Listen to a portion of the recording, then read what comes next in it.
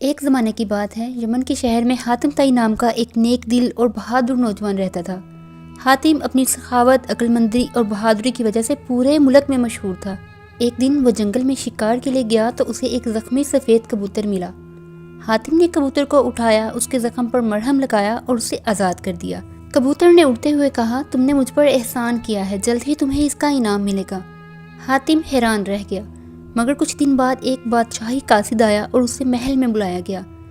وہاں بادشاہ نے اسے بتایا کہ اس کی بیٹی شہزادی جیسمین پر ایک جادوئی طلسم کا سایہ ہے۔ ہر رات وہ نیند میں کسی نامعلوم جادوگر کے محل پہنچ جاتی ہے اور صبح واپس آتی ہے۔ بادشاہ نے کہا، جو کوئی میری بیٹی کو اس جادو سے آزاد کرائے گا، میں اس سے اس کی شادی کر دوں گا۔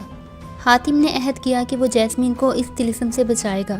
رات کے وقت حاتم نے شہزادی کا پیچھا کیا۔ اچانک ایک چمکتا ہوا دروازہ نمودار ہوا جس سے وہ گزر گئی۔ حاتم نے ہمت کی اور وہ بھی اندر چلا گیا۔ دروازے کے اس پار ایک جادوئی دنیا تھی۔ آسمان جامنی، درختوں سے روشنی نکل رہی تھی اور زمین نیلی ریت کی طرح چمک رہی تھی۔ وہاں جادوگر ذوالفقار کا محل تھا، جو شہزادی کو اپنے طلسم میں قید رکھنا چاہتا تھا۔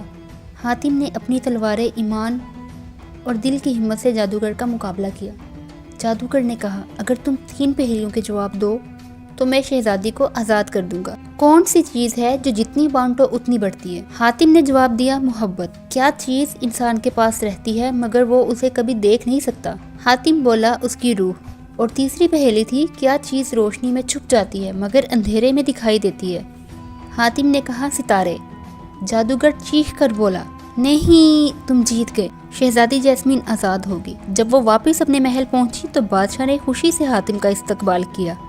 ملک میں جشن منایا گیا اور حاتم اور جیسمین کی شادی ہو گئی۔